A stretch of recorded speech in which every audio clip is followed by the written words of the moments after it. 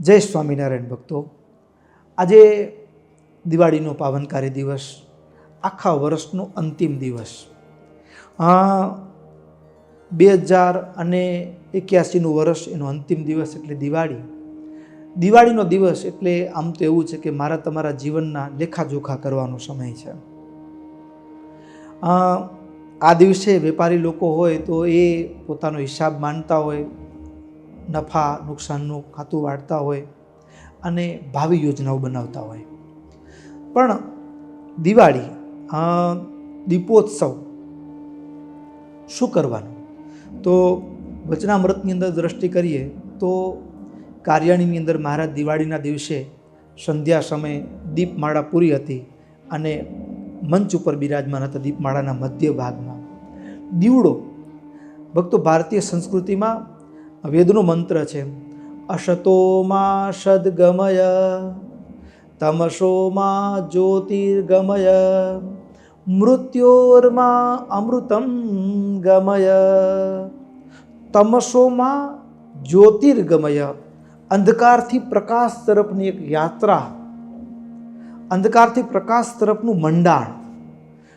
ગુજરાતીમાં પેલું ભજન છે, ઊંડા અંધારેથી પ્રભુ પરમ તેજે તું લઈ જા, અસત્યો માહેથી પ્રભુ પરમ સત્યે તું લઈ જા. એ જ મંત્રનો ગુજરાતી ભાવાર્થ એ ભજનમાં ઝીલાયો છે. તો હવે પ્રશ્ન એ થાય કે દીવો શા માટે? હવે અંધારું હોય ત્યાં દીવાની જરૂર પડે. હવે બહારનું અંધારું તો દીવાથી મટી જશે, પણ દિવાળી, બહારનું અંધારું દીવાથી મટી જશે. એ મટી ગયેલું અંધારું પણ છતાંય દેખતો હોવા છતાં માણસ આંધળો છે, છતાંય અથડાય છે. કોઈ માણસ ગાડી ચલાવતો હોય તો એ ગાડી ચલાવતા, એ ચાલતો ગાડી રસ્તા ઉપર ચાલતી હોય તો જે રસ્તામાં ખાડો આવે ને, તો ખાડો રસ્તો એમ નથી વિચારતો કે રમેશભાઈ આવે છે, બિચારાને તકલીફ પડશે અને ગાડી એનું પૈડું મારામાં ફસાઈ જશે, અથડાશે, એને પેટમાં ગડબડ થશે, આવું ખાડો નથી કરતો. પણ એ ચલાવનાર રમેશભાઈ, ગાડીના ડ્રાઈવરો, કોઈ પણ વ્યક્તિ હોય, એ પોતે જ સ્વયંભૂ ગાડીને ધીમી કરે અથવા થોડી સાઈડમાંથી લઈ લે અને આગળ નીકળી જાય. એમ ભક્તો, આપણે જાગતા હોવા છતાં પણ અંધારામાં છીએ. કેવી રીતે?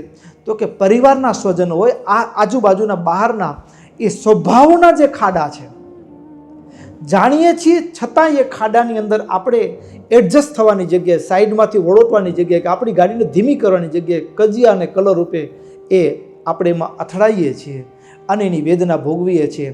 યદ્યપિ ભગવાને આપણને આ સંસારમાં એ સુખી થવાનો માટેનો એક સરસ રાહ બતાવ્યો છે, પણ સુખી થવાને બદલે આપણે પોતે જ ઉલઝનોમાં, આપણે પોતપોતાની અંદર જ એ અથડાઈએ છીએ. તો ઊંડા અંધારેથી પ્રભુ પરમ તેજે તું લઈ જા, તમસોમાં જ્યોતિર્ગમય. એટલે દિવાળીનો દિવસ ભીતરમાં જ્ઞાનનો દીવો પ્રગટે, ભીતરમાં સમજણની જ્યોત પ્રગટે.